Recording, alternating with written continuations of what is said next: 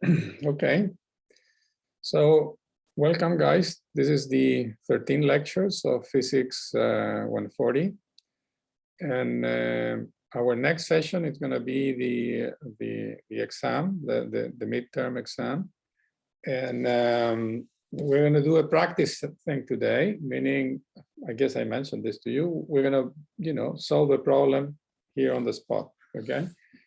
And you're going to, we're going to do it exactly as in the exam. So we have everything set up in the right way, okay? And so it's going to be, it will require time, okay? So what we have been doing in the past is understanding a bit of the uncertainty principle and seeing how light, we have been describing light, half of the course as a wave, and now we have introduced the fact that it's when light interacts with matter, it behaves as a particle. So this was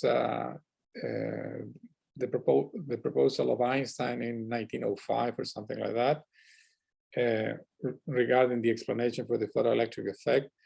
And then this French guys, Louis de Broglie, proposed that maybe everything is symmetrical, and we have to start thinking of particles behaving as waves. So just to have this duality of everything, okay? So he came up with just out of symmetry of nature. He said he came up with this. Let me use. I always have problem with this spotlight. No, I cannot deny. Vanishing pen. Let's see the vanishing. This expression here, okay, that expression there, for the wavelength of a particle that has a momentum p, okay? So if a thing has a momentum p, it will have a wavelength like this. This is by no means foreign to us, because somehow this is true for photons. This is exactly the expression that we have to use for photons, okay?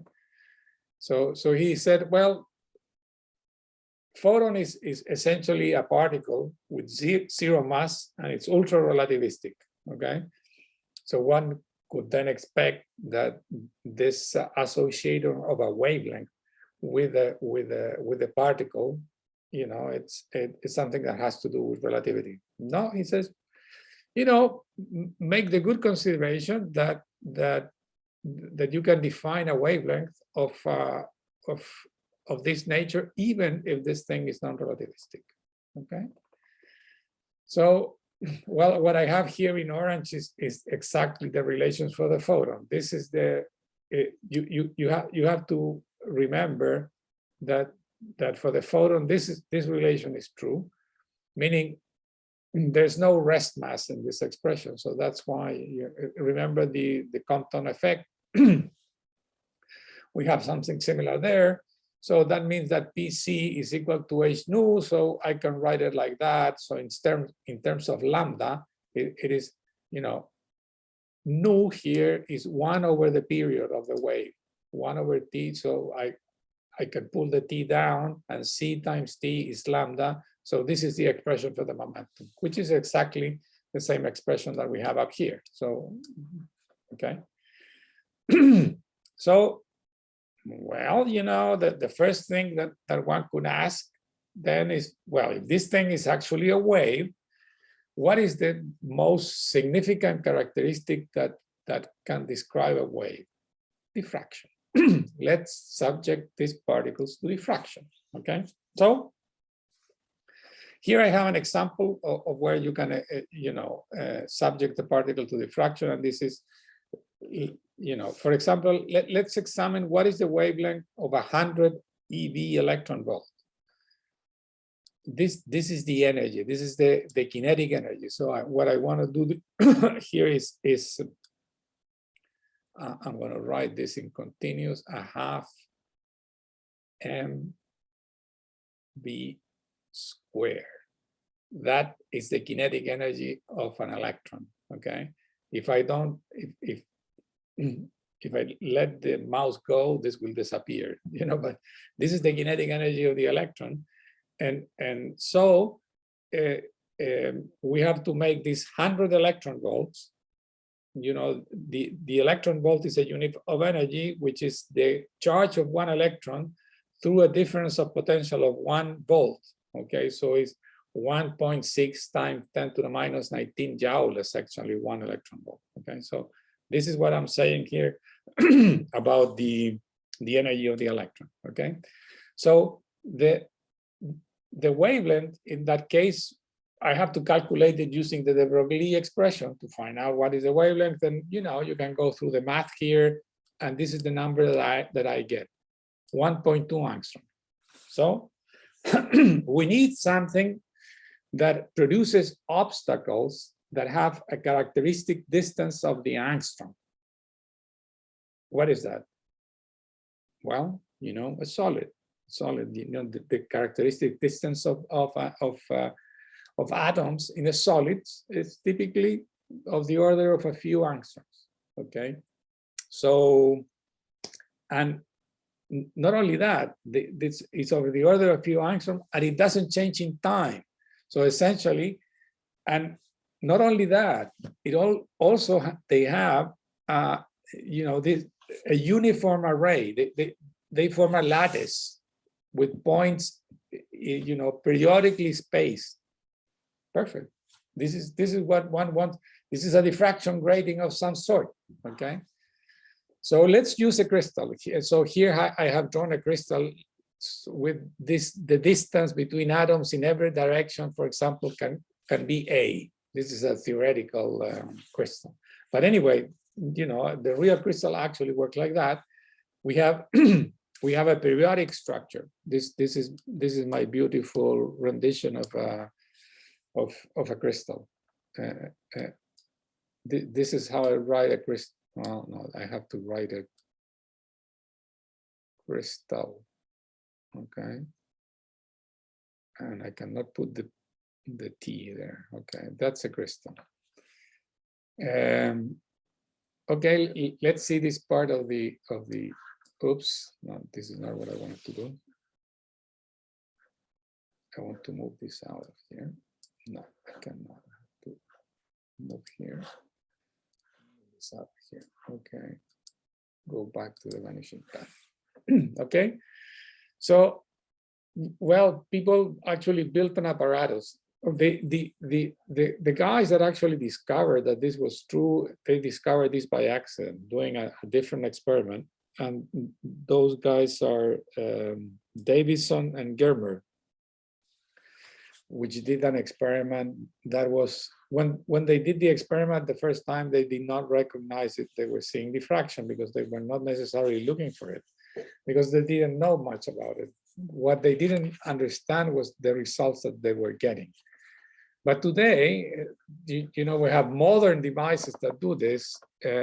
There's one on my lab in the 3rd floor that we routinely use to diffract electrons from surfaces to actually understand how what is the symmetry of the surface that we have, and if it's well prepared and whatnot. Okay, and I'm going to try to explain you how it works. Okay, so this is the system. We have a here we have an what happened with the pen? It went away. I don't know.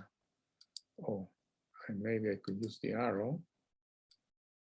No. Okay. So we have an electron gun here, and this electron gun produces a monochromatic electron beam that moves the the electrons from inside the gun to the sample, and you know, I can fix this voltage here to be 100 electron volts, and I will have, since the sample here, which is this crystal, you know, it has to be a metallic crystal, otherwise this doesn't work, because you have to remove the charge from it, because otherwise the sample will charge. But you know, that's sort of a technical issue, not really very important, but to understand the thing here. So we have an electron beam which is 100 electron volts, and we have, you know, electrons bouncing back from the sample, and they are these grids here somehow remove the electrons that have not been scattered elastically. We only want electrons scattered elastically. What does it mean, elastic? That essentially they bounce back from the surface with the same momentum they came in. Okay, so this first grid here, which is semi-transparent metallic thing, is just like a sieve that you know, when you know, filter the spaghetti or something like that. Yeah, it has some holes, but it's metallic. So it actually provides a field here that somehow rejects the electrons that don't have, well, there's a combination of two here. The thing is, through this combination of two grids, only the electrons that are that scatter elastically can get to this screen here. This screen is also a metallic screen. It's a piece of glass that has some sort of metallic cover, but this metallic cover is a fluorescent screen. So whenever you get an electron there, you will get a dot, a bright dot. So if they keep coming there, you will have the bright dot all the time, okay? So this is the experimental setup. And then you can, you know, this whole thing has to be in vacuum. Otherwise, the electron will collide with air molecules, and this won't work. So this has to be in as it says here, vacuum. It cannot be in, you know, 10 to the minus 10 torr, essentially, 10 to the minus 12 Pascal. And then we have here a viewport, a glass, and we can see the dots in the screen formed through this particular thing. So this is a standard. This setup here is called a low energy electron diffraction apparatus. Okay, sounds cool. Okay, but the thing is, now, what are the details? How this goes on here? So I have an electron that goes in, normal to the surface, but it can come out diffracting. How would that be? Okay, so that's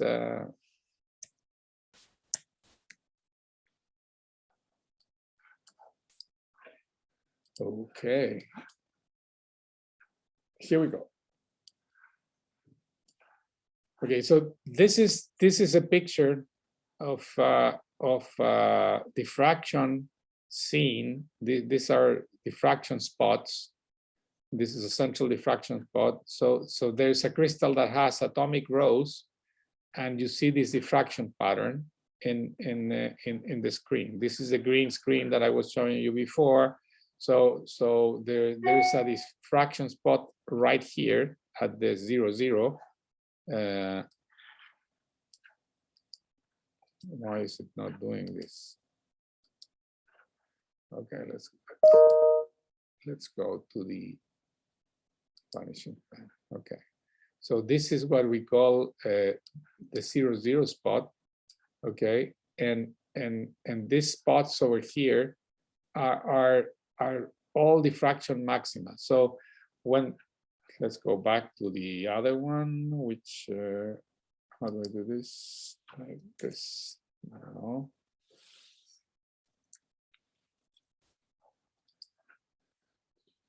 Back to here.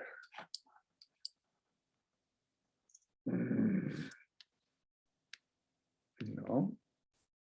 Okay. So the electrons come in this way, and they bounce into the green screen here where they produce fluorescence, and we see the light from the outside. So essentially they all come out in this direction, and this is the brightest spots. It's actually covered by the sample or something like that. That's why you don't see it from the back, but you see the higher angles.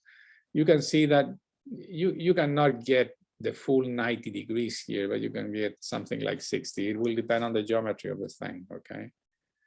And this is what we have here. So this is the experimental results, and now I'm going to try to explain why we see this. So indeed, the electrons diffract from the surface with an ordered structure of atoms. So the diffraction maximum is induced by these are the atoms. We have a row of atoms on the surface, and I'm taking this row of atoms, for example. You have one there, one there, one there. That's it. Okay. So here comes the electron beam normal to the surface. So this is the normal this is the normal direction to the surface, like that. This is it. Okay. And then what happens is these electrons can diffract in a certain angle. How would that happen? Meaning this guy here, the electron bouncing out off this atom in particular should interfere constructively with an electron bouncing down from this guy. We are still talking about, this is something outrageous. We have particles interfering. Okay, well, that's what is the proposal by the Broglie, and this is the model we have to consider to see if they are waves. They should diffract, and if they diffract, it means that whatever we saw in diffraction before, this difference in path should be an integer number of wavelength for the two things to contract, to interfere constructively at a distant point. So, and this difference in the path between the two rays, which is the thing that I've labeled here in red, is simply a sine theta. Okay, so the theta is here, I guess. This is the same angle here, so is a sine theta is equal to the distance here. So and the idea is that this difference in path, a sine theta, should be equal to m, an integer times lambda. If that's the case, these two beams will interfere constructively in a distant point on the screen, on the green screen. And indeed it happened. Here they are, the spots that are telling you, and we know these guys are electrons by the way they behave. So let's say here in a surface of copper, rows of atoms are separated by 2.55 angstrom. How many diffraction maxima I can find in the screen? So that's the problem I'm posing here. And let me let me go. No, nothing works. This is great.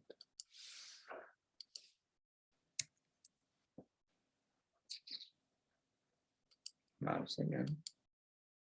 Okay.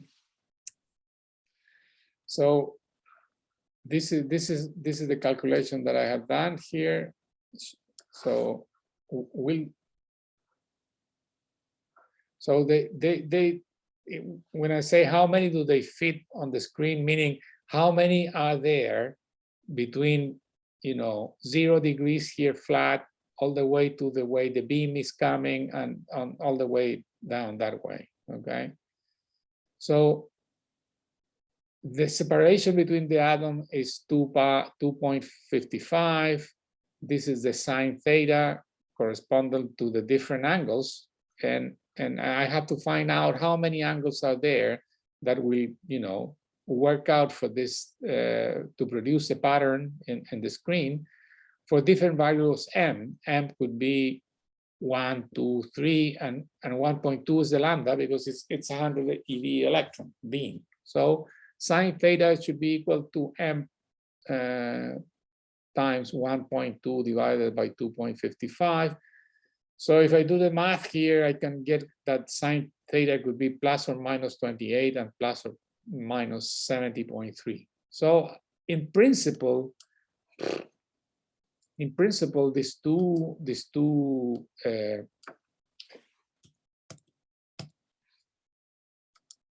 I don't know how I do this.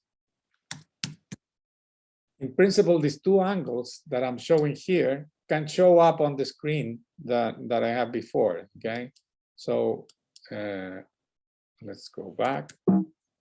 No.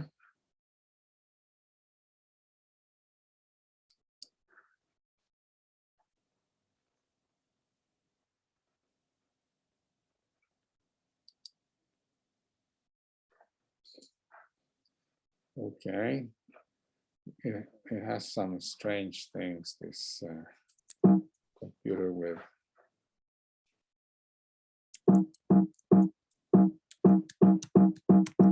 Nothing works now. Oh, God.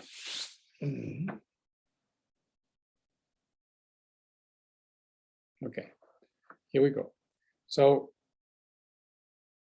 these are the rows that I'm saying, and then I have this, apart from the 0, 0 angle that we always see, we see this guy and we see another coming this direction. So in total, I will see diffraction spot 1, 2, 3, 4, 5. Well, I said 4 because I didn't include in what I was showing you before. I didn't include, my answer is 4 diffraction maxima at each side because I didn't include the 0, 0 spot. But this is not a trick question. It's just simply, you know, it's the same.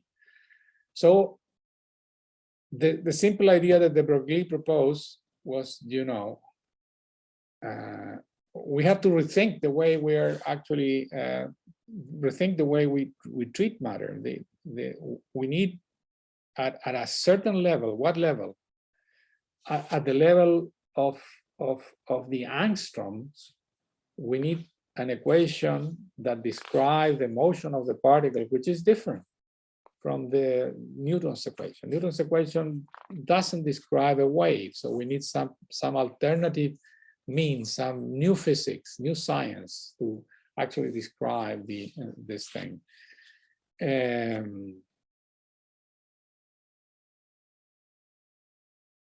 Yeah, so then that is the important part here, you know, that what I just mentioned. There's an evidence here that something is it's new. Yeah, here as in the case of X-ray, higher energy electrons can be used in transmission setup to gain information regarding the structure of materials. So this, I have done this with a very low energy thing, but since the electrons interact very strongly with materials, they can only, you know, for this range of energy, 100 electron volt, they lose a lot of energy as soon as they go to the first two layers by collisions with electrons. Okay, that really doesn't happen if the energy of the electrons is very high, you know, and the samples are very narrow and not very thick. So we can do transmission setups. In a transmission, it means we have a very thin foil and we let the electrons go through the foil, and we can get that will be equivalent as doing an X-ray from a piece of metal. Okay, so this is very important. The other part is, you know, yeah, okay, electrons behave as way, but do other particles do? Yes. And we can see it very nicely with neutrons. Neutrons, which is you know, the same mass as the proton, essentially the same mass. It's a bit different, but you know, for the sake of the argument, so it's a big chunk of material that is now diffracting from a material. So I guess I proposed something here, did I?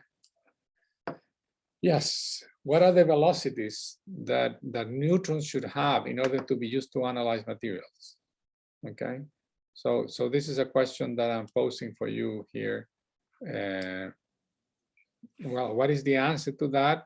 It's very simple. You know, do the math to get there. But what is the restriction? The restriction is that the wavelength should be of the proton should be compared to the wavelength of the to the characteristic length inside the crystal for them to have diffraction. Okay, so you can do that. You will get a number. Not all the numbers have to be the same. Okay. Yeah. Now I want to switch gear again and come back to light. Okay, so here I'm just showing you the pieces of the puzzle at this time. Okay, the first piece of the puzzle here is that, you know, that particles also behave as waves. Okay, now let's go back to light and see if we can learn something else from light. Line spectra are things that were very important in the early 20th century, because, you know, tools were built for doing these things. Okay, so there are two characteristic type of light spectra. One is a continuous line spectra and the continuous spectra, and the other one is a line spectra. And here I am depicting both examples. So here we have a regular bulb. We have a lens, which is actually focusing the intensity of the bulb. If it is a lens, I will actually put this thing in the focal distance of the lens. And if I do that, a parallel ray of light will come out of the lens. So essentially, I will get all the light focus on this slit here, and through this slit here, I will illuminate diffraction grating.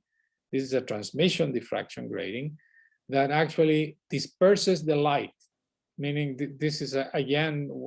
We saw this when we were looking at waves. So here you have the white light. This is white light. This is the filament. We call it white light. It's not necessarily white, but it's, you know, it's good.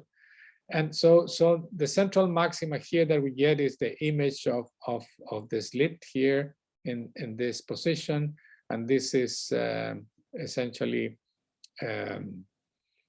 all the light goes through. But then we have this lateral effect here of the diffraction, and we have different colors. Here we have the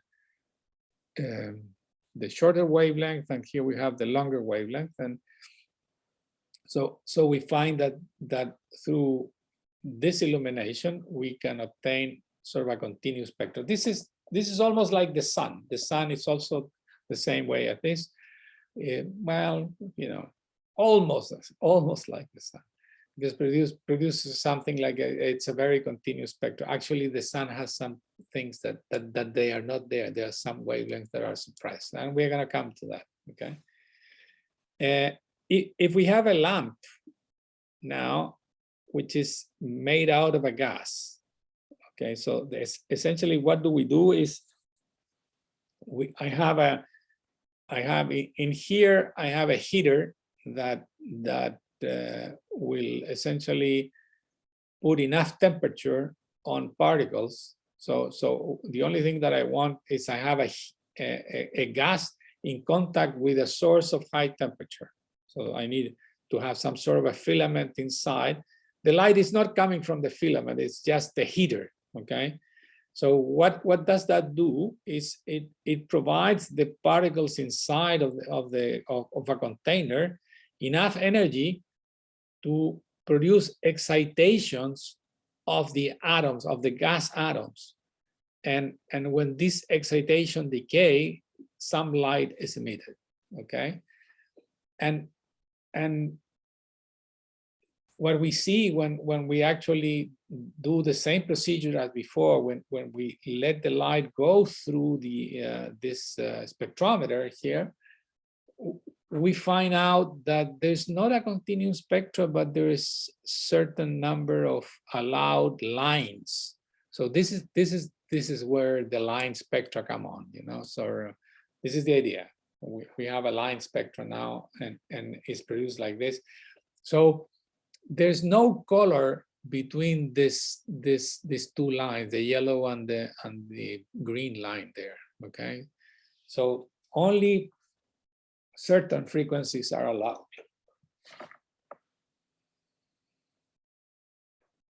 Okay, let me go back. Okay, so I showed you before the apparatus. Now I'm showing you the results. This is the way it looks. Okay, so the first line, which is a very clear thing, is the helium spectra. So you can see, you have to remember that each line corresponds to a particular frequency of the light. Okay, a particular frequency of the light in the light. Well done, well said. In the light of Einstein's proposal means that this guy have different energies. This energy or frequency or wavelength, they are equivalent. Okay, it's the same language. The only difference is a constant, you know, for them. So this color here, which is different from this color, which is different from means different wavelengths or different energies.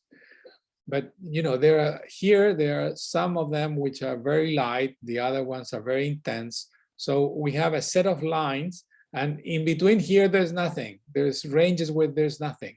Here there's some sort of a continuous band, yeah, but around there nothing. Here there's a gap, there's nothing, you know. So sometimes there is overlap. When two lines are too close, the tails of the line somehow overlap and produce a region here which is not dark, perfectly dark, but this is an effect of the spectrometer, not necessarily of the gas we are looking at. Okay, so if we look at all these guys, they look so fairly different, meaning it's you know. So if we look at the emission spectra of elements, we have a footprint to recognize them. Okay, and not only that, for example, look, this water should be very similar to hydrogen, but you know, there are some differences. It's very similar, but this line here is sort of shifted. It's brighter here, here is not as bright. So there's difference here. This guy is brighter in both cases. There are some absence here that are not here in the case of hydrogen, even though, you know, water is mostly hydrogen, except with a, you know, a neighboring oxygen atom. Okay, so this is a peculiarity of all of these things can be measured easily because they can form a gas. You know, you can put them inside a bottle. You close the bottle, you warm it up a bit, and you get that the thing emit lights like this. Okay, helium, hydrogen, krypton, mercury. So this is what you can see, and you can recognize them immediately as different elements. This is something that astronomers do very often to actually determine what is the composition of a certain gas in space. Mostly they are looking at hydrogen because this is the most prevalent gas in the universe. Okay, so I would say element. Yes. So this is an interesting thing of atoms in general. They produce spectra that has lines, spectra that have lines. Okay, that's the key aspect of it. Okay, they don't have a continuum spectrum. This is an interesting one. It looks like bricks on the wall by an artist, and no, this is a spectra of the sun. Okay, so we take the light from the sun, and I said before, well, the sun has all the colors on it. Yeah. Roughly, if you look at this, you have to read this like a book. You start from here, go down, This is a short, this is infrared essentially. Then you get to the colors. This is almost red, you know, it's starting to be reddish. And you read it like that, and you keep reading and like that, and you, this guy then goes here, and you keep reading. So you have in line here all the colors, okay? And this is the way a spectrometer will give you the data. But you know, conspicuously, if you look at it, there's some lines here,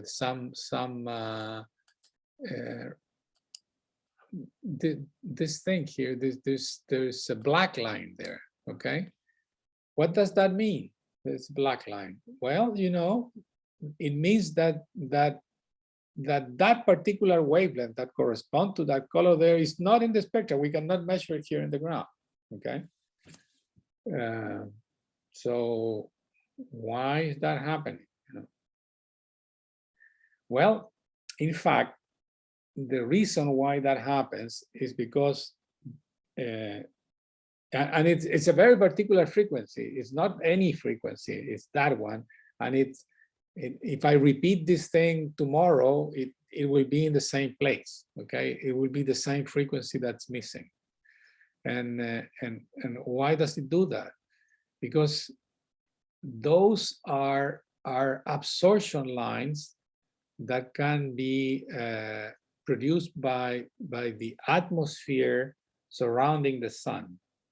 Those things have, you know, this is you know, this is a bigger thing here. Okay, so as I told you before, the sun produces light like a light bulb. Okay, which is a mechanism that has to do. It sounds ridiculous, but it's the law that actually describes the intensity of the continuum intensity is what is called the black body radiation. Okay, that has to do with the temperature that the body has, and the absence are due to transitions that occur in the atmosphere, even surrounding Earth, or in the atmosphere of the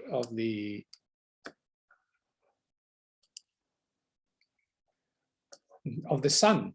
The atmosphere surrounding the sun can have an element that absorbs light in this, so it's not transparent exactly in this frequency. So that's why we get this picture of the nice rainbow colors, but with some missing colors somewhere. Okay, and that is a part of that is contributing to us for understanding, you know, what are the details of the science of this thing. Okay.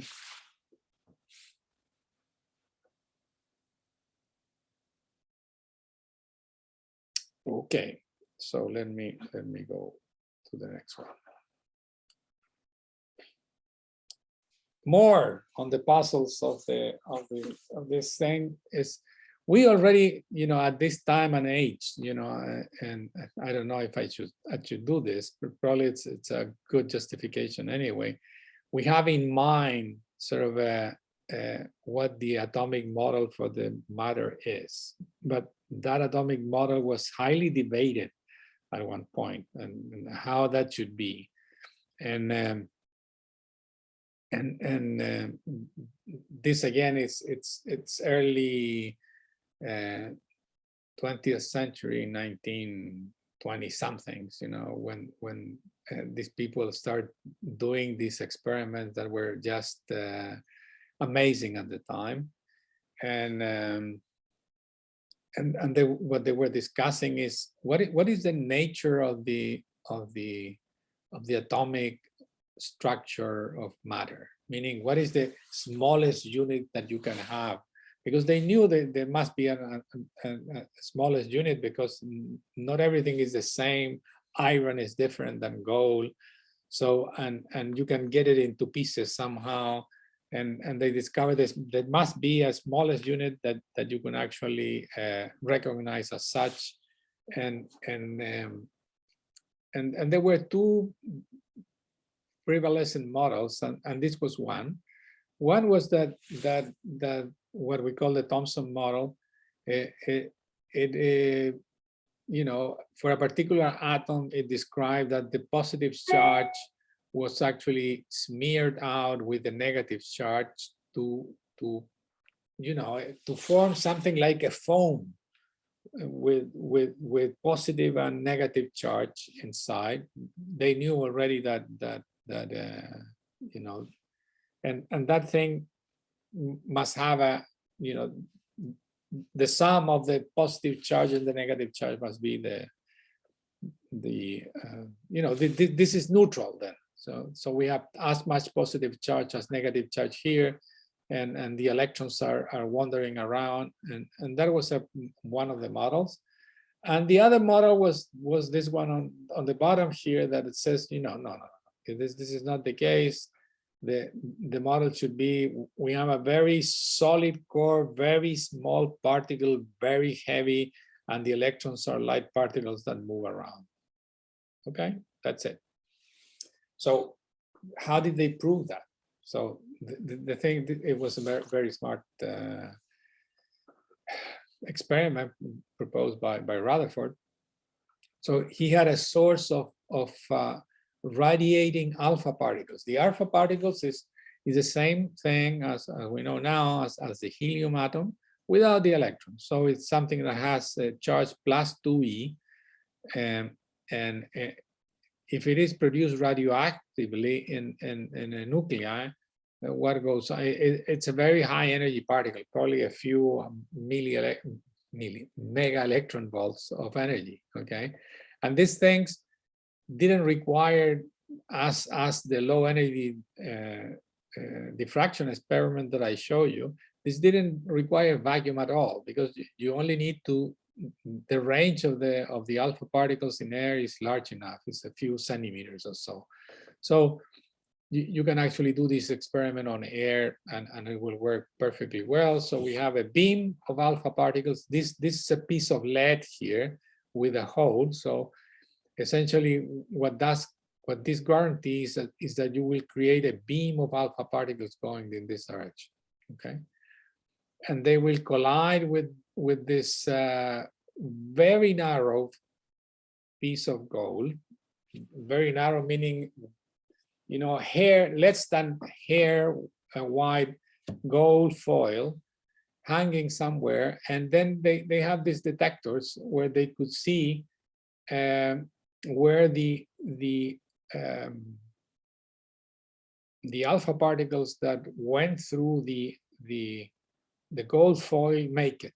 Okay, and at the end here they have these scintillating screens, and you know, it was amazing how they did this. You know, they sort of stand in a certain position over a certain time, and they counted the number of impacts that they were having in this screen. So I imagine they did this, you know, one screen at a time. They counted the guys in this one, that one, and that one, and it was, I imagine, fairly low enough so they could count the pop pop pop, and for their surprise they found a few counts in the forward direction. What does that mean? It means that, you know, you get something heavy going in, bounces back from the goal and get back here. It was sort of amazing to think that something like that would happen if you have a model like this. Because if you have a model like this, the electronic interaction, the electromagnetic interaction between this guy and this guy is fairly small, meaning you cannot induce a very large angle scattering in the alpha particle going in. So essentially, if this was the right model, they should have seen everything on this backward plate here and nothing on the front. The only way you can see something on the front if the alpha particle collides with something very heavy inside the nuclei, inside the atom. Okay, and that was the nucleus. Okay, and that was the reason why this thing came back and produced there. And I reproduced this from the book. you know, this is something that Rutherford said, you know, it was quite the most incredible event that ever happened to me in my life. It was almost as incredible as if you fire a 15-inch shell, meaning a bullet, a big bullet, 15, to a tissue of paper, meaning a toilet paper, and see it come back and hit you. That's exactly what they were describing. And why was that true? Because the mass of this thing is so very heavy compared, in the case of gold, you know, this is something like it is 140 or something. The mass of the well, the mass of this nucleus is 140, but the C is about 70. Okay, so this guy will interact with the alpha particle in a way that can induce them to go almost in the backwards direction. You know, send the bullet back, you know, even if it looks like a piece of paper. And it was quite a remarkable experiment. And everybody start thinking in the current model, which it looks like this now. So you have a nucleus and you have orbiting electrons, which are much lighter. So most of the mass that is in the center nucleus, the positive charge, is what is responsible for the mass of the atom. Yeah. And you know, when they came up with this model, which the evidence from the Rutherford experiment was so overwhelming, you know, and this Thomson thing, forget it. So they have to come up with the idea of where are the electrons. The electrons should be orbiting around the positive charge, are they? Well, you know, there's some problems here. So that's why theorists are good, because probably experimentalists don't see this. I'm saying this in recognition because I am an experimentalist myself. So there are some things I don't even think about. And so what happens is the particles, when they accelerate, they emit radiation. Essentially, let's say you have a particle that is accelerating in a round circle. The frequency of the electromagnetic radiation emitted is proportional to the frequency of going around. So if you have something that goes around at the frequency of the radio, you have a wave that going away of the frequency of the radio. This is exactly how the radio waves work. Okay, so you produce a signal that has that. In the case of electrons in an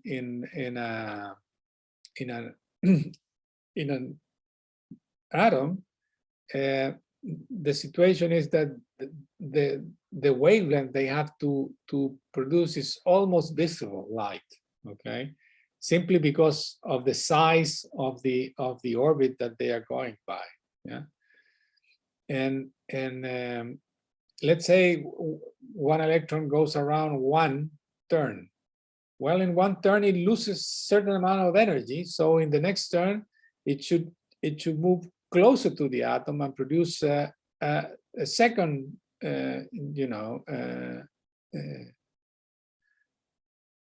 it will emit energy again, and it will lose this energy over the second going around, and they will start losing energy very fast, you know, and they will all decay. All the electrons will end up being on inside the nuclei at one point. It will collide with the nucleus somehow. So what is going on?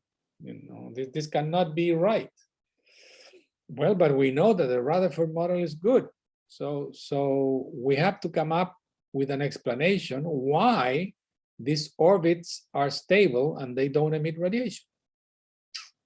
That's what drove the beginning of quantum mechanics. Essentially, we all know that atoms are stable. If you do the calculation for something like this, you'll find out that in less than a millisecond, all the atoms in the universe all the electrons in all the atoms in the universe will fall inside the nucleus. If one apply classical electrodynamics to describe the behavior. So what we need new physics. Okay, everything is pointing at new physics. You know, particles interfering, yes. You know, electrons non-decaying due to electromagnetic by electromagnetic radiations inside the nuclei. So we have to. This is another piece of the puzzle that is in there. Let me go back. Go back. Go. You know, revisit again this concept of emission and absorption of light. The one that we were just. This is directly linked to the spectra that we were considering before. So let's describe this. And I claim this is a toy model. Okay, let's vanishing pen. Okay, this is a toy model. This one over here. Let me see if I change the color of this thing. Yes, and then go to vanishing pen. Okay. Okay, there we go. So we have a toy model here, and this toy model is a two-level system. So we have an atom that has an initial energy. And this is my atom. In general, it happens that the electrons in atoms all have negative energies. Why is that? Because as any potential energy, you have to measure with respect to some reference. So you can always lift the things by a constant. And it's the usual thing is to consider the zero energy of something like this is the energy that the two particles will have when they are fully separated at infinity. Okay. Let's say you have a proton here and you have your electron at infinity, and that the potential energy or the total energy of that is zero because there's no way they are going to be interacting between both. Okay, so this sort of fix the what we call the zero level of energy, and then we have an initial state here with EI. And we have an unoccupied electronic level below with EF. Okay, so those are simple electronic level. This one has an electron in it. The other one does not have an electron in it. So what do? We apply a conservation of momentum to describe the emission of light here. So the initial energy, this one over here, is equal to the final energy of the electron plus the energy of the photon that is produced when the electron makes a transition from the top to the bottom. Okay, so essentially it means all the energy here is provided, it provides an energy for the final state plus the energy of the photon. In this way, we can calculate always what is the frequency of the emitted light just by making this difference. H nu is equal to EI minus EF. You know, I cannot stress more the need to use the proper units in everything that we are doing here in quantum mechanics. Well, not even yet, but in anything that has to do with atoms. The Planck constant is an obscene number, 10 to the minus 34 or something like that. Okay, so a very useful way to be reminded, at least for people in my generation, is that the product H bar C is equal to 1973 electron volt angstrom. I don't know why, but I never forget this number. Actually, related to that, I was trying to search that number before on the internet, but I found absolutely no sources. For the... Yeah, for that one. Yeah, no, H bar is H divided by 2 pi. Oh, and also, actually, while we're in the topic, yeah, because I was looking at the previous presentations. So we've got that H bar C equals 1973 electron volts. The symbol that comes after the electron volts, I have no idea what that symbol is. Okay, I'm glad you're asking. You know, it's angstroms. Oh, It's it's my handwriting. It's an A with something on the top. Mr. Angstrom, it was, I don't know even the oops, and has, so this is a Swedish guy, that has this funny alphabet. So the symbol from an angstrom is equal to, which is equal to 10 to the minus 10 meters, is that A, okay? So it comes out as the natural way of measuring distances in atomic scale, the angstrom, okay? That's it. So this is, you can write this whole units in joules per meter, okay? Which is, it will be an obscene number that means nothing. This is a more smaller number. Electron volts and angstroms are the units that are sort of the scale of the atom. So this is why this is something that makes sense. It's 2000, perfect. 2000 is a perfect number.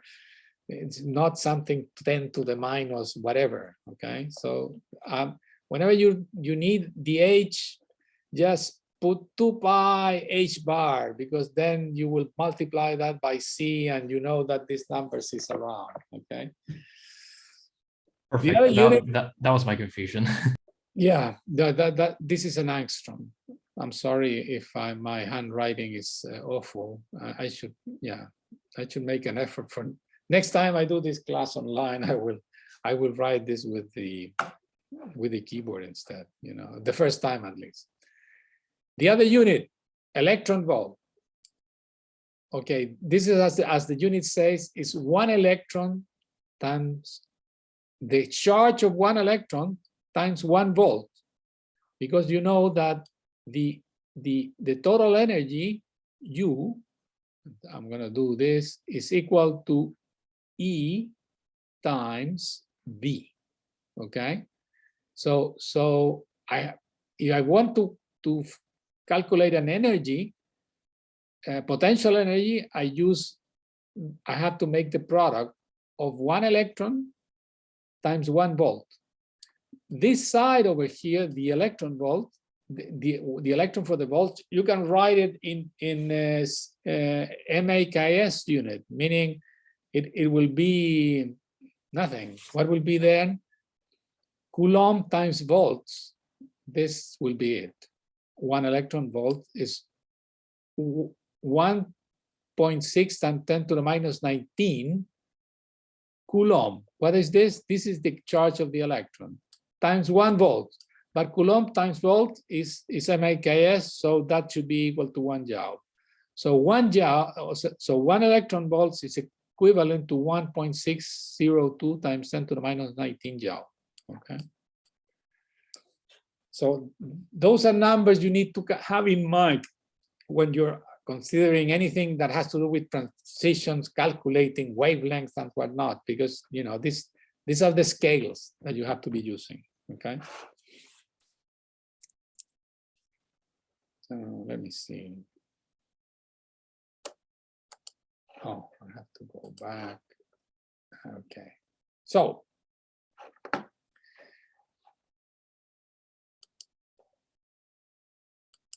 let's go to the vanishing point. So lithium emits lights of 671 nanometers. This is a color red. Oh, it says there, yeah. What is the difference of in energy of the states that were involved?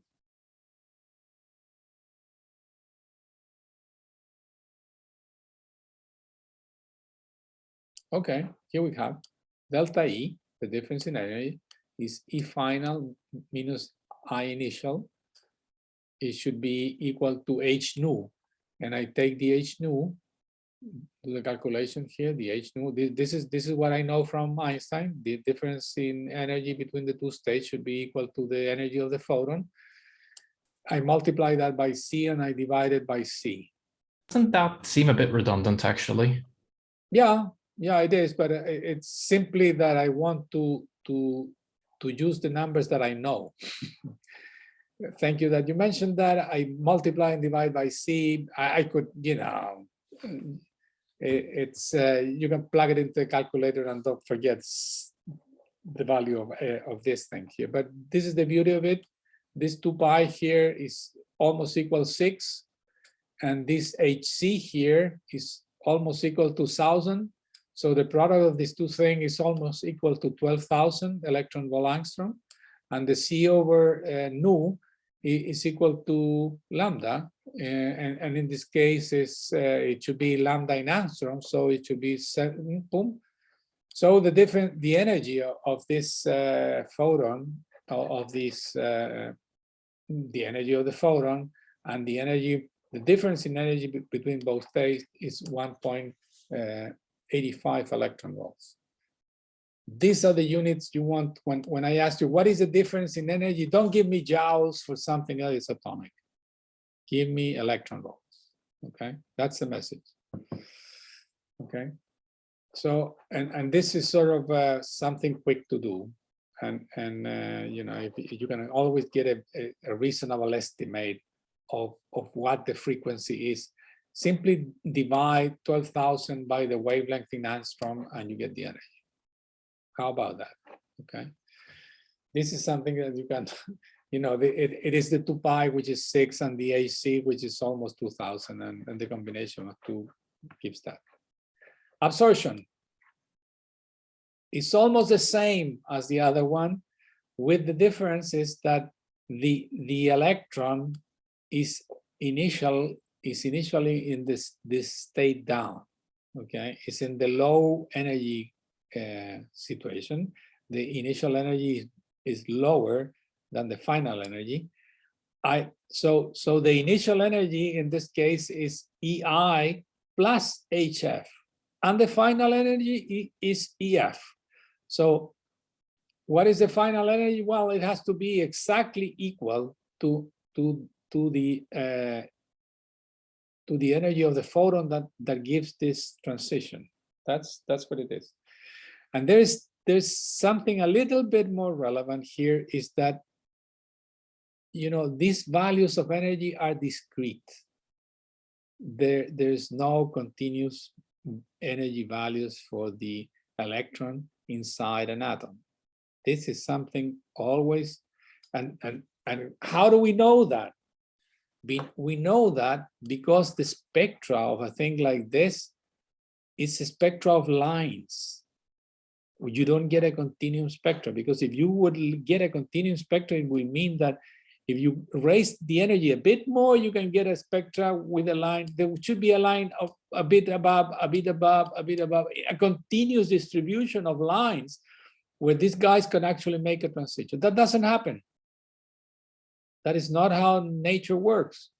There are only finite numbers, very well recognized, of energy states, okay? This is it.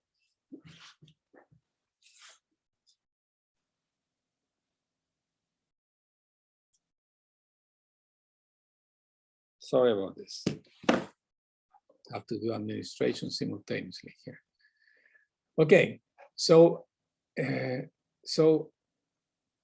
when we have a frequency HF coming in, remember the book used F for the frequency, that F, I use nu for the same thing. I don't know, I use another book to learn, you know, but that's okay, it's the same thing. Don't have to worry about it. So here I have another example.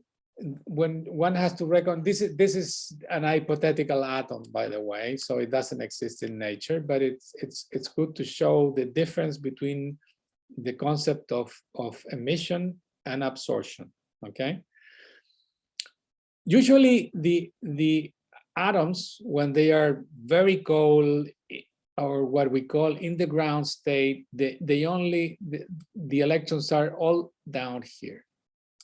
As soon as I provide some source of heat with enough energy to actually excite, this is the concept, excite the atom to have energies here or energies here, okay, these guys can then decay to this state,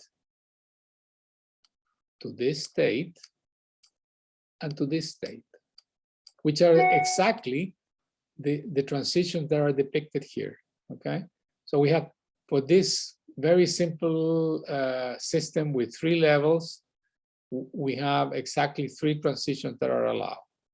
From the top to the 2 bottom states, and from the middle one to the ground. That's it, okay?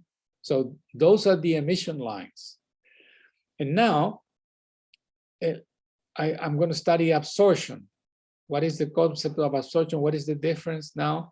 This is I use any means, heat or whatever, to excite the electrons. The electrons are moved to the upper states.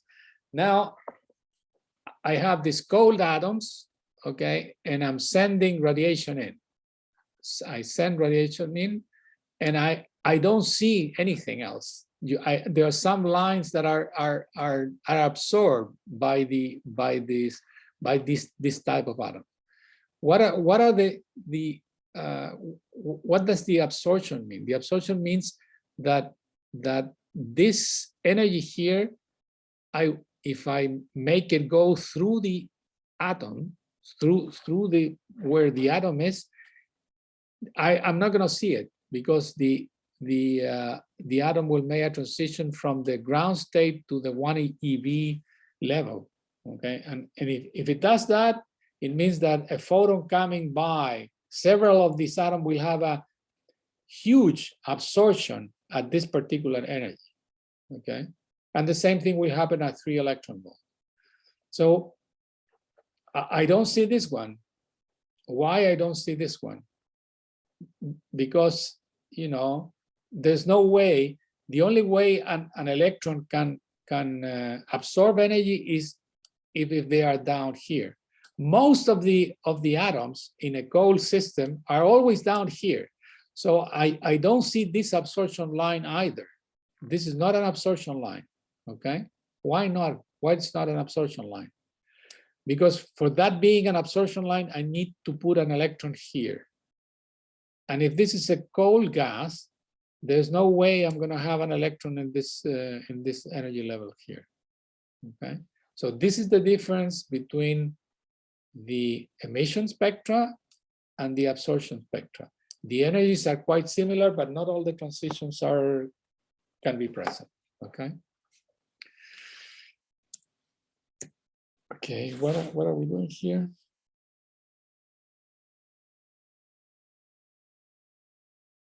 Okay, I still have some time.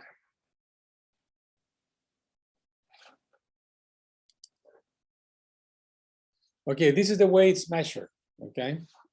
Okay, this is we want to see how the thing is actually absorbed. So we have a source of white light, okay? And we have here what we call a beam splitter. We split the beam. This is all the white light that is coming in. This is the container that has this cool gas. Cool gas means all the electrons are in the ground state. This is the language here that we're trying to, oops, no. This is not what I want.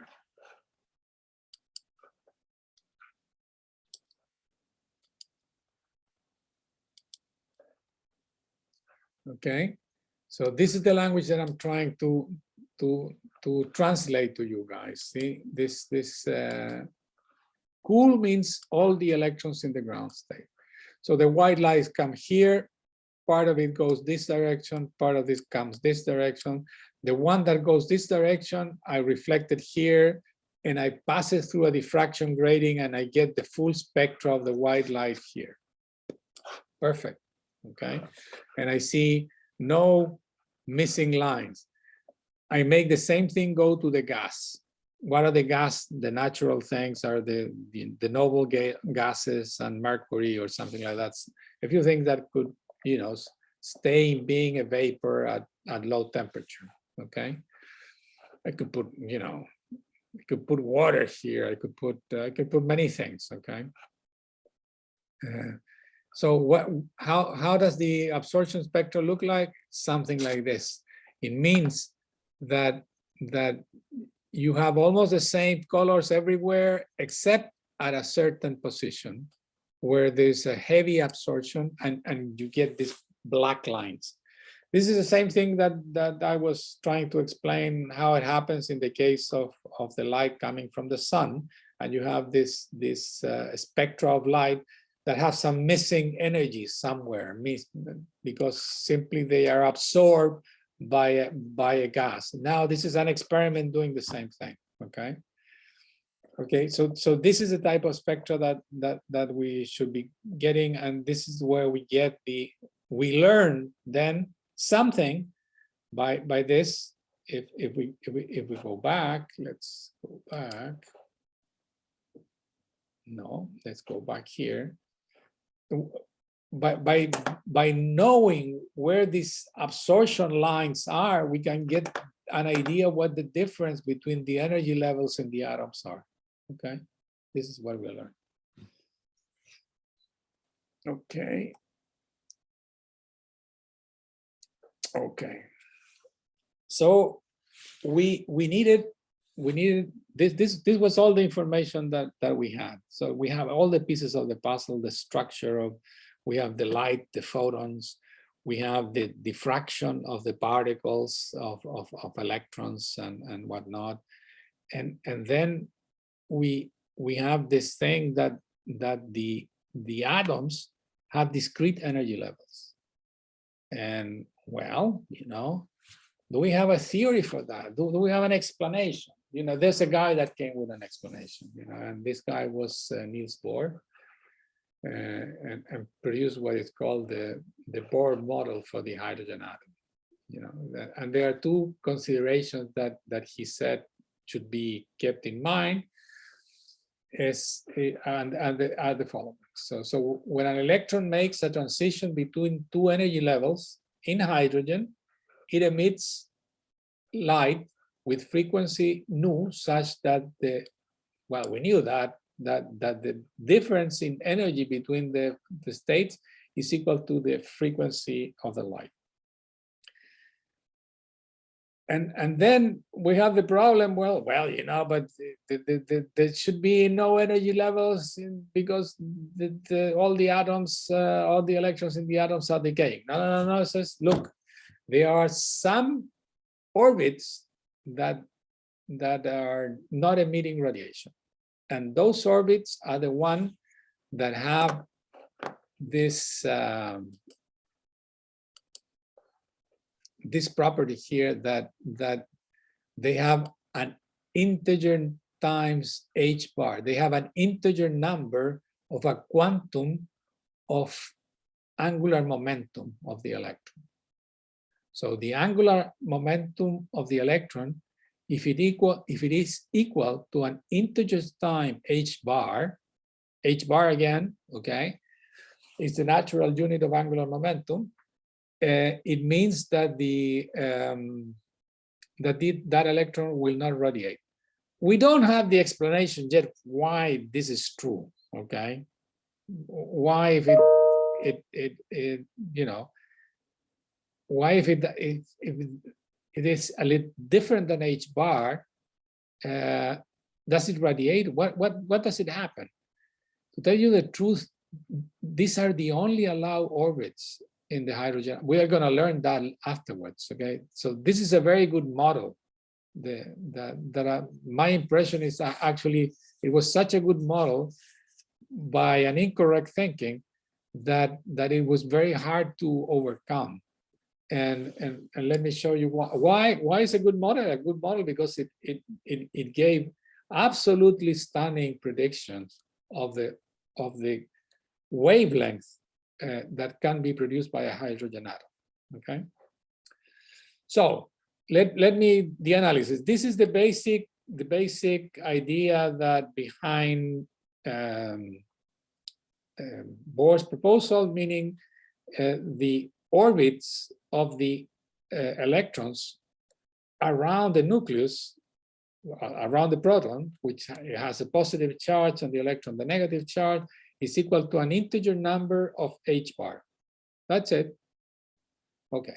So what is the energy the total energy of the particle is the sum of the kinetic energy, which is the thing in the front, plus the potential energy, which is negative in this case because the potential energy is it's negative because the charge is negative of the electron, so it will contribute with a negative number.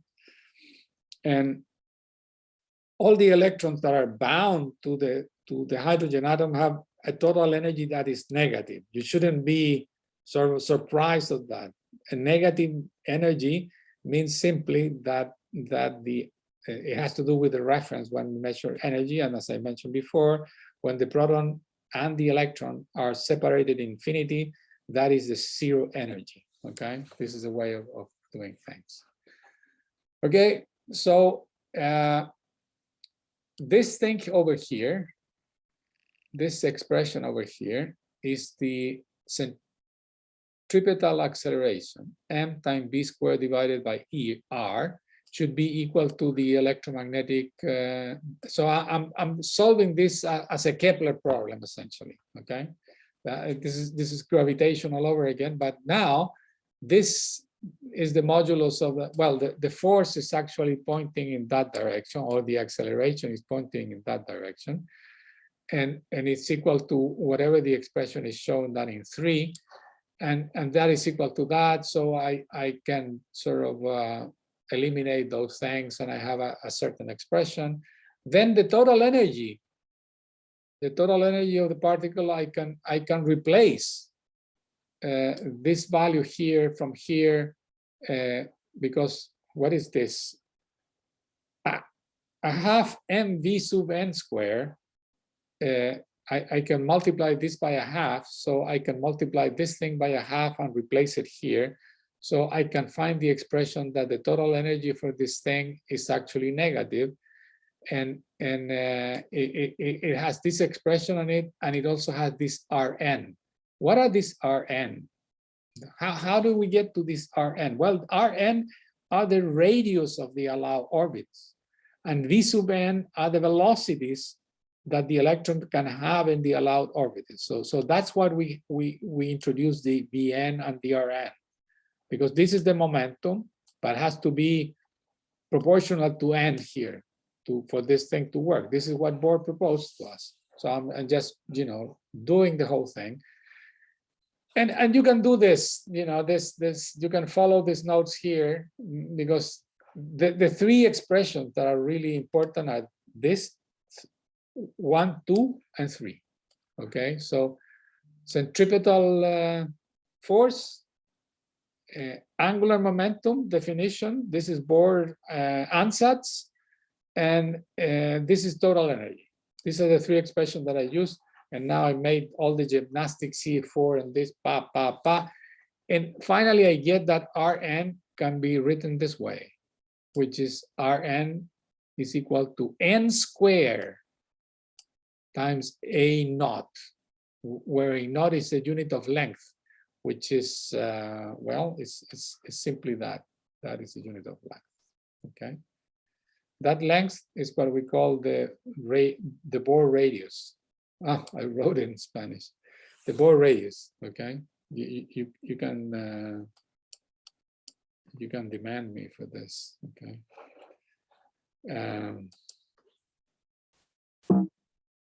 No.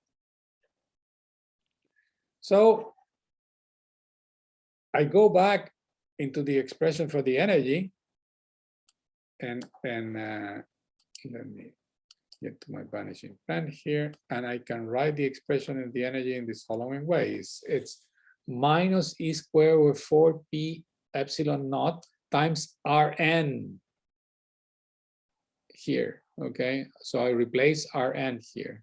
I write it down, and that Rn that I put here, I replace everything, I order the terms, and we get this.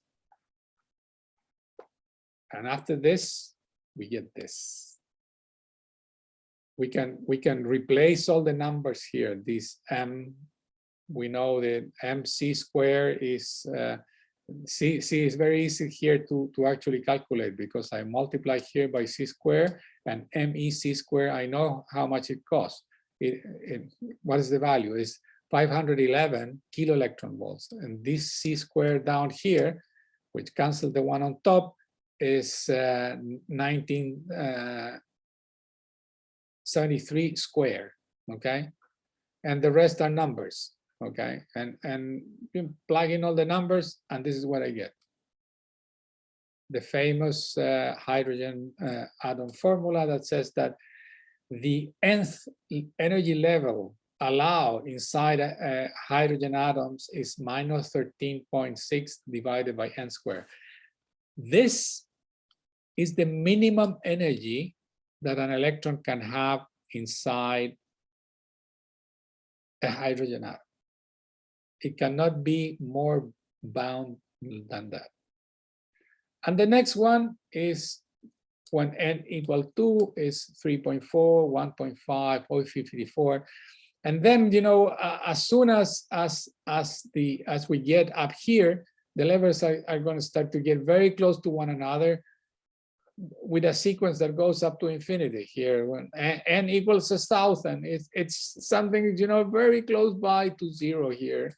So the density of levels here are higher than the density of level here. They start to compress in that way. Okay, so this is it. So we have, what do we have here? We have discrete energy levels for the electrons inside the atom, which is fabulous. And now you can see what happened with the light. Okay, let's see, I excite this thing. So I put, instead of having the electron here, the electrons go here.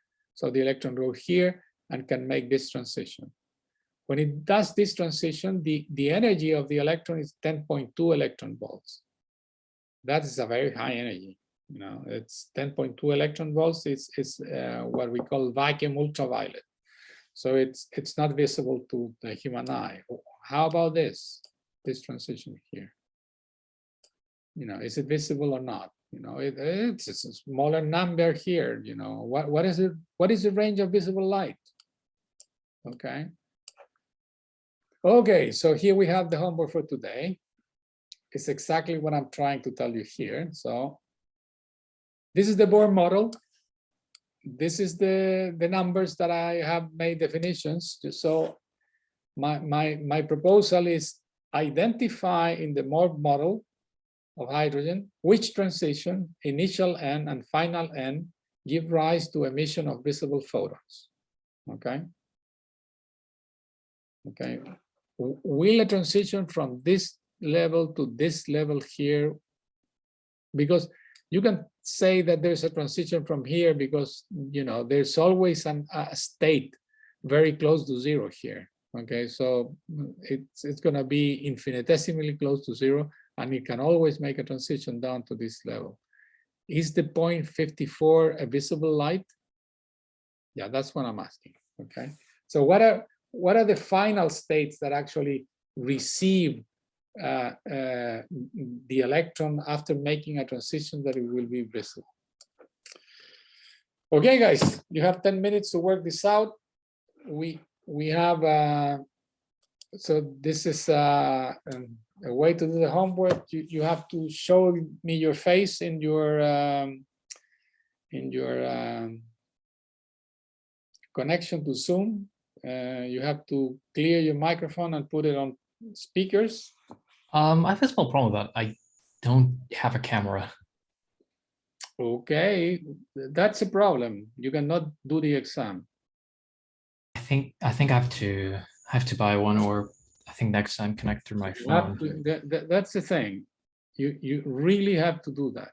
This is the reason why I'm doing this today, because I don't want to find the same problem the next time we meet. Okay, I want you guys to work out the homework anyway. And so 10 minutes will be, you know, 16. Wow, we are late already. Okay. Can you do this? Claudio, can you do this? Can you turn on your camera? Can you work the thing out?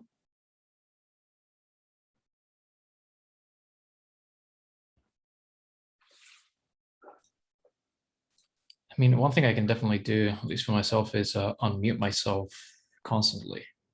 Okay.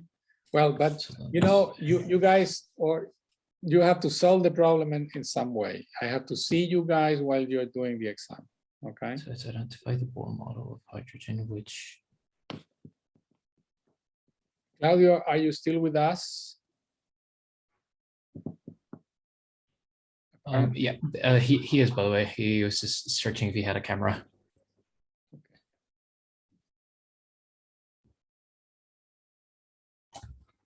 Okay, please do. And work out the problem. The You Bohr can. model of hydrogen, which identify. Well, hold on. Identify the Bohr model of hydrogen, which that word right there, the one that comes after which. Transitions. Transitions, all right. So the Bohr model of hydrogen, which transitions give use to an emission of visible photons, all right.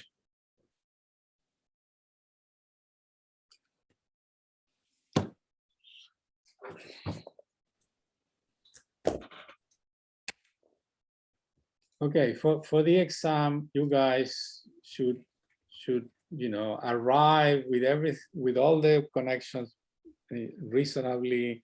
You know, you should open your mic and show your image. Okay, and from the beginning, before starting to work. Remember that.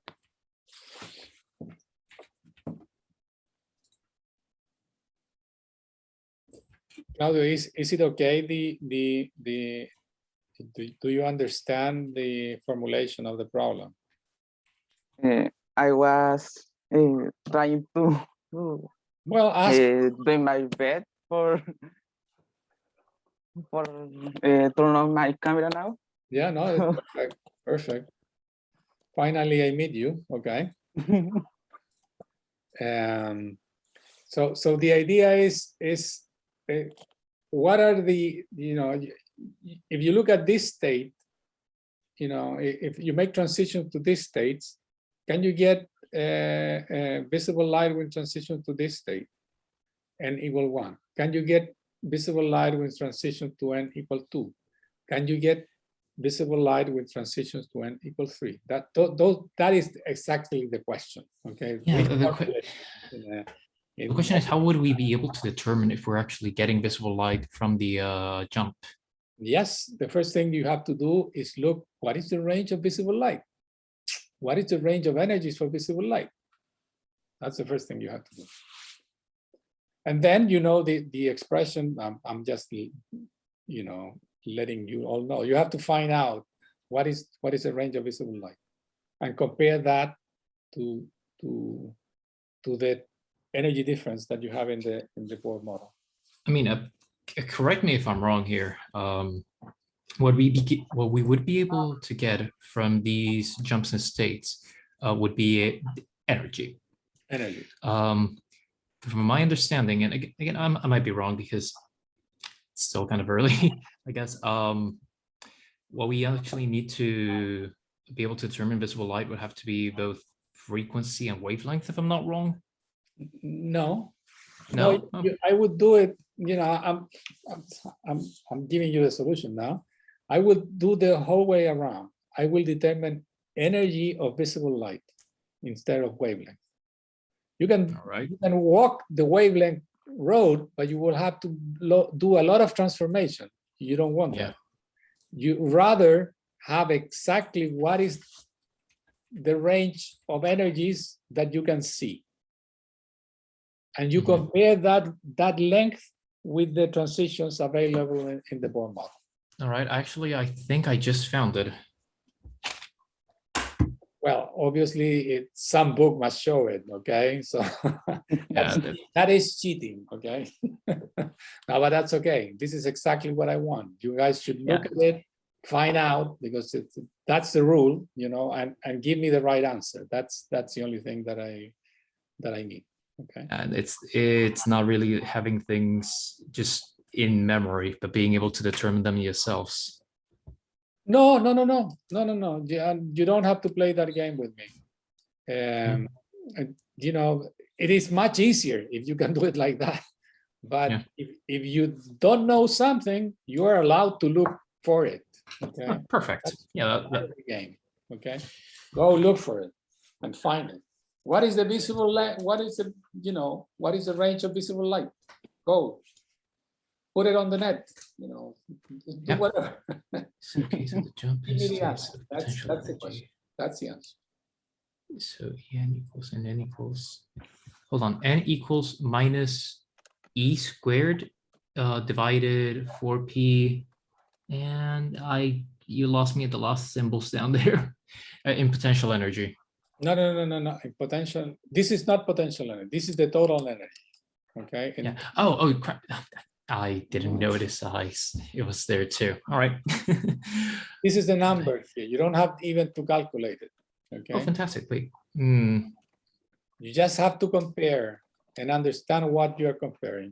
So the thing that we're trying to find is the difference between the like the state that we're trying to get to and the previous state, and see if there's, because I'm trying to get my thoughts together.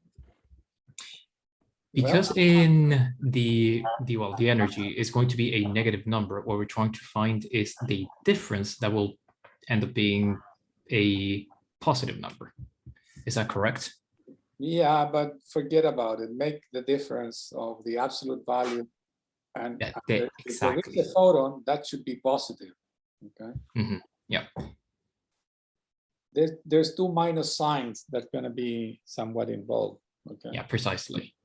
Okay, go ahead, do the calculation. I'm going to be out of here for a sec, and all right, I'll be back. And I hope to have your solutions in my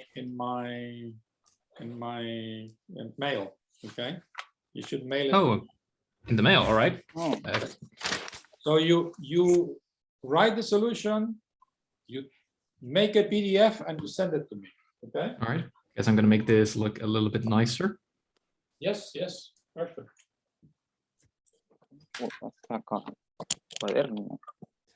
Get a brain.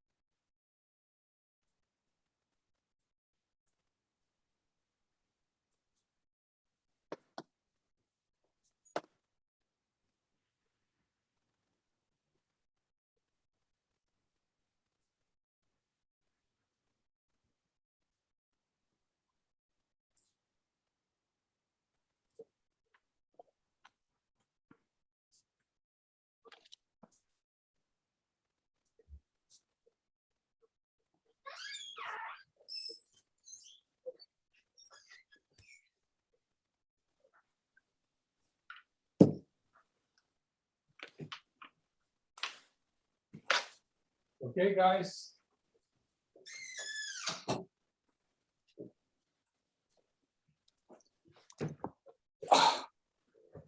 Please make an effort to submit something.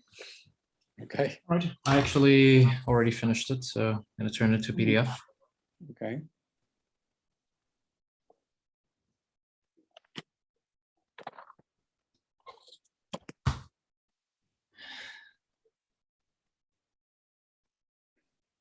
Whatever, you know, I always say, just write something, even an insult will do, you know? So this is, you know, that's it.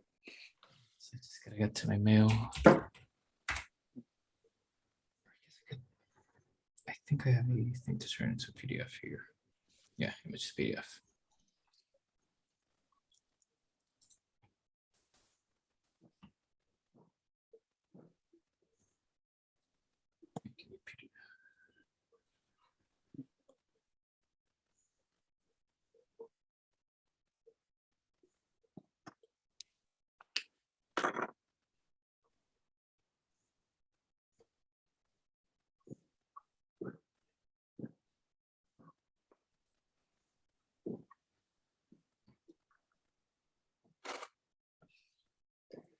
So don't worry if you don't understand a thing so far, because in general, the picture is not close of all the explanation that I have given you.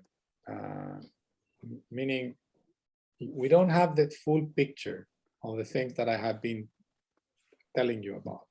So if you feel that there is inconsistency, you know, this is it. Welcome to the world of science, because it is apparently that there are some things that don't work completely well here.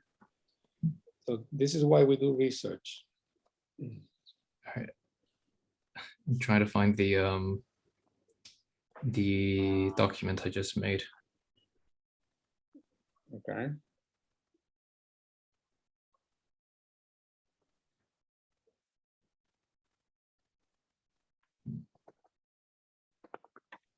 All right. And I just sent it. Perfect. Well, I mean, it is still sending. And it's sent.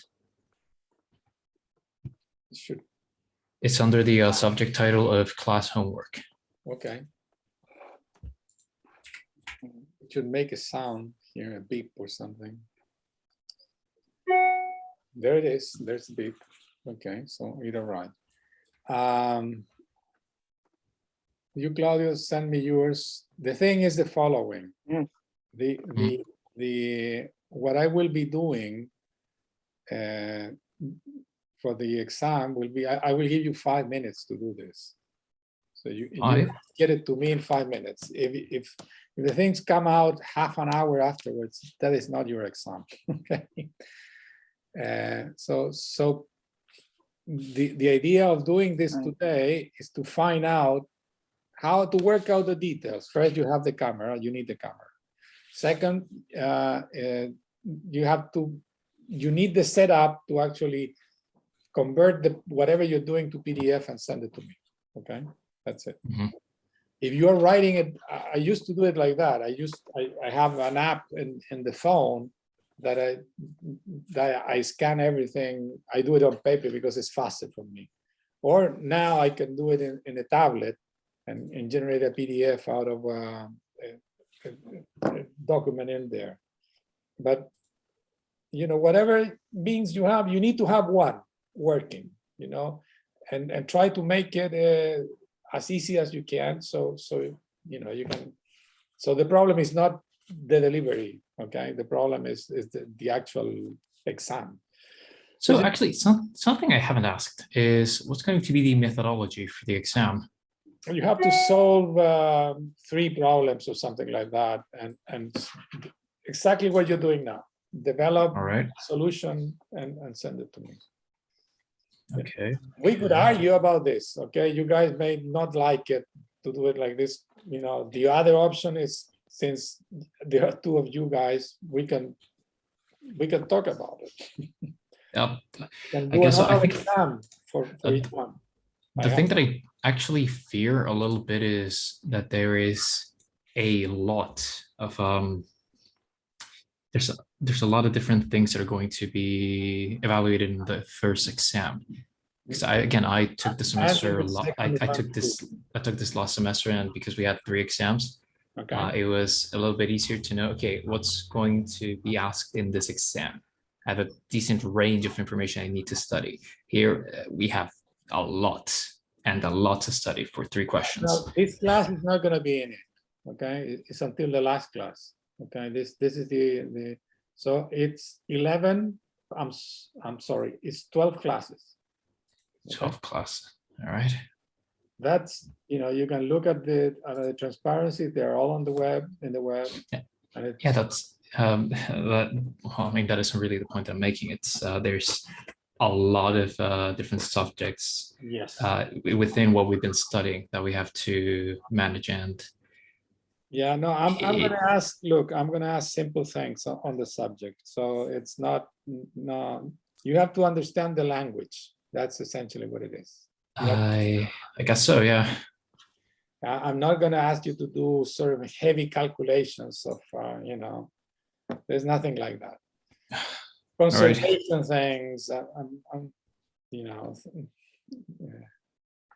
sines and cosines of things, nothing, diffraction, interference, relativity, atoms, that's about it. All right. It can be taken down to the bones very easily. Okay, it's a lot of it is true, relativity was 2 classes, even though it was very important, it was only 2 courses. Okay, and then there is this thing, interaction of light with things, the concept of photons, and okay, I agree with you, they are novel things in many ways, but you have to manage a little bit of algebra of each of the subjects. That's essentially what it is. You have to know diffraction here. You have to know how to make a diagram like that, sort of add things up when they're 0, when they're not. How are these arrows in the complex planes adding up in interference? Okay. All right. How to manage this? I would say that's the most complicated part that we have seen. All right. I'm actually right now purchasing the webcam that's apparently going to arrive tomorrow. So just to make sure that I have it for the test. Okay. Okay. Yes, please do. Did you send me yours, Claudio? Yes. Yeah, perfect. Okay, just quick question, actually, like now that we both sent it, was my answer correct? I don't know. I haven't actually looked at them. Oh. I will let you know. I will let you know as soon as I take a look at it. So today, for me, it's the end of the week. So I'm going to take a break now, and I'm going to come back to this tomorrow morning. Okay, I have to go to do some other stuff, so I'm not going to grade it now. All right, understandable. You guys graded. I want to actually share with you the actual file where everything you have done is located. I haven't got the time to do that. So, but I'm going to do that before the exam for sure. Okay. All right. Okay. Okay, guys. Bye. Nice seeing you. Take care. Okay. Bye. Ciao.